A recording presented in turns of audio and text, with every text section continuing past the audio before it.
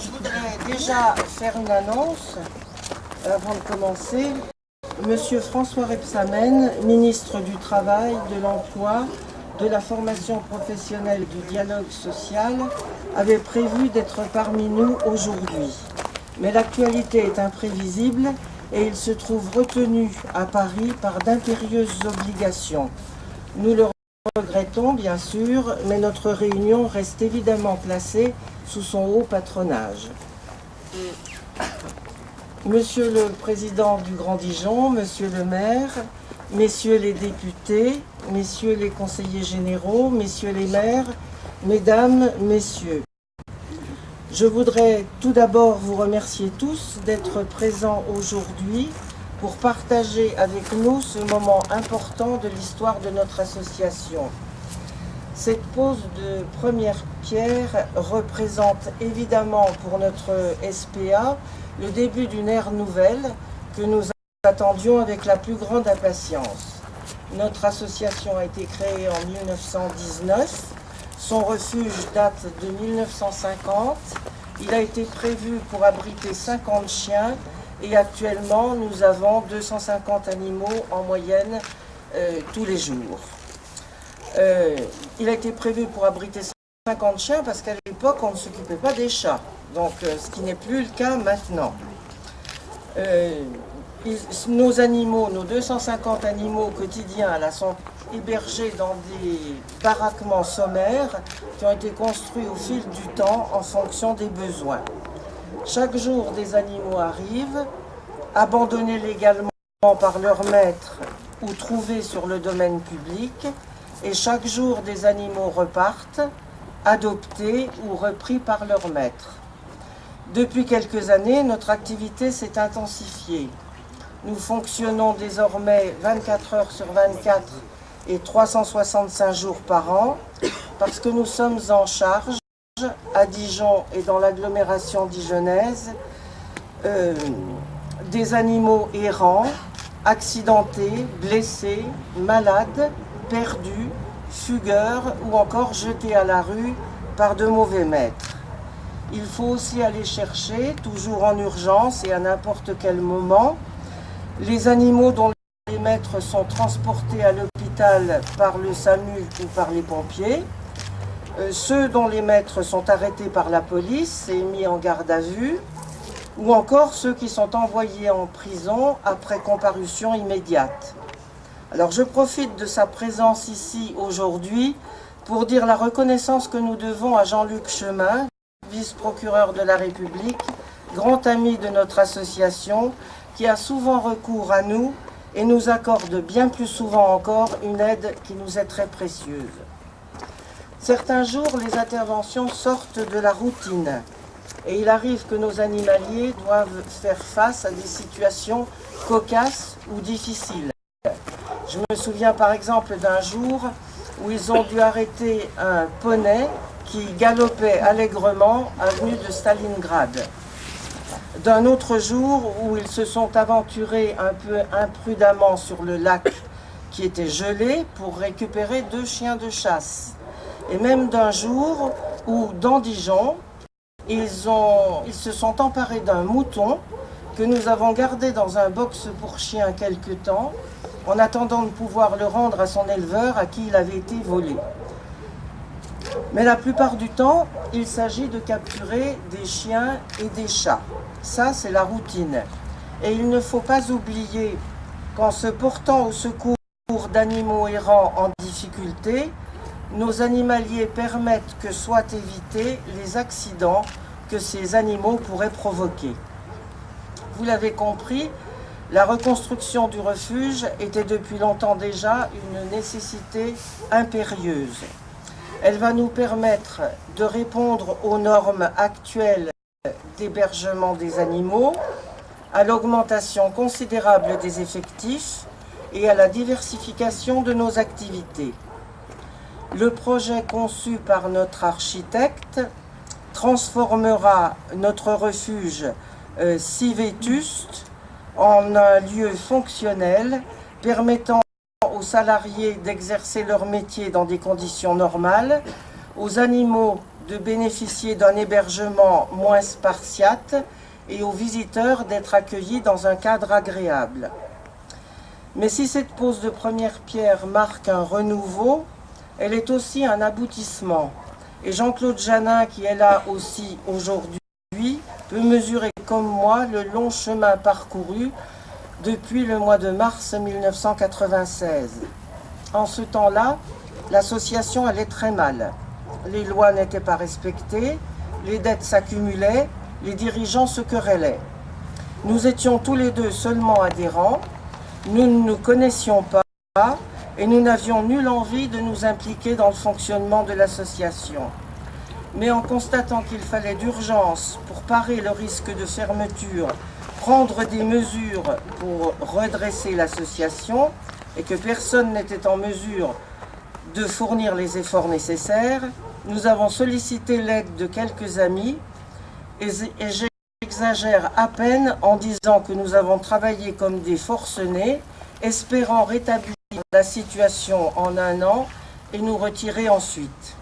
En réalité, il nous a fallu 5 ans d'un travail acharné pour réorganiser l'association.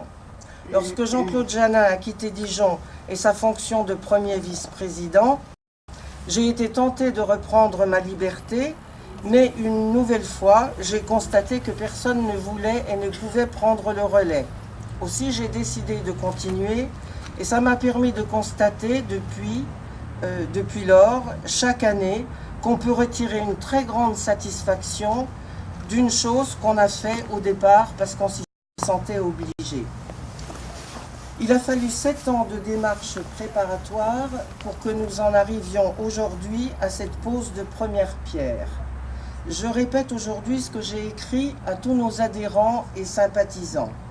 Nous n'y serions pas parvenus sans l'aide considérable que nous avons reçue et recevons encore de la ville de Dijon. Une convention d'assistance a été signée au tout début de l'élaboration de notre projet, convention qui ne prendra fin qu'1 an après l'achèvement des travaux. Cette convention est pour nous un soutien exceptionnel puisque nous bénéficions de l'aide des différents services de la ville à chaque étape de notre projet. 3 personnalités m'ont accordé, dès le début de cette entreprise, un appui qui a été déterminant. François Rebsamen, sans qui ce projet n'aurait pas pu voir le jour.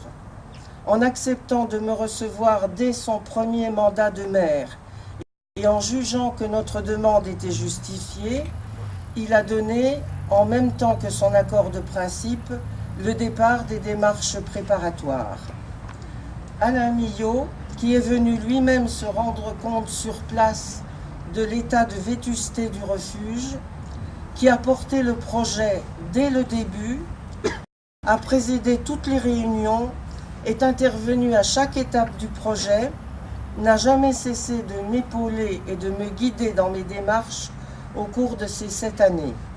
Et Laurent Grand-Guillaume, dont l'engagement en faveur de la cause animale est bien connu, qui suit notre association depuis très longtemps et qui m'a ouvert bien des portes. Et je serais bien ingrate si je ne nommais pas ici aussi aujourd'hui Louis de Broissia, qui dès 1996 a été à l'origine de la renaissance de l'association en m'accordant sa confiance ainsi qu'un soutien que je n'aurais pas osé espérer et qui nous a permis, à Jean-Claude Janin et à moi-même, de sortir la SPA de Dijon de l'ornière dans laquelle elle se trouvait. En ce qui concerne les participations financières qui nous sont accordées, celle du Conseil général est appréciable et celle du Grand Dijon considérable. Et je suis très fière de notre association parce que nous sommes le 2e financeur du projet, un peu en dessous du Grand Dijon. Dès qu'il a été question d'établir un plan de financement, j'ai écrit à nos adhérents et à nos sympathisants pour leur expliquer que les temps avaient changé, que la période n'était pas favorable, que les restrictions sévissaient partout et qu'il fallait que nous apportions notre contribution financière parce que nous ne pouvions pas compter sur les seules collectivités locales pour financer le projet. Bien sûr, nos adhérents sont nombreux, 3000 environ, et il convient de leur adjoindre nos sympathisants qui sont encore beaucoup plus nombreux. Mais l'importance des sommes recueillies pour notre projet, et sans qu'il soit besoin d'effectuer la moindre relance, montre assez à quel point la reconstruction du refuge a motivé beaucoup de monde. Et je ne suis pas certaine que beaucoup d'associations aient la chance d'avoir des adhérents qui se mobilisent à ce point, puisque les adhérents de notre SPA financent 45% des travaux de reconstruction. Il est vrai que depuis 19 ans, notre association connaît une longue période de stabilité qui permet de travailler efficacement et de progresser. Nos adhérents se sont regroupés et soudés autour d'une certaine idée de la protection animale qui exclut l'euthanasie libératoire, idée de la protection animale que nous avons définie ensemble dès 1996. Depuis, les décisions, lors des assemblées générales, sont quasiment toujours prises à l'unanimité. Les administrateurs sont réélus avec le maximum de voix.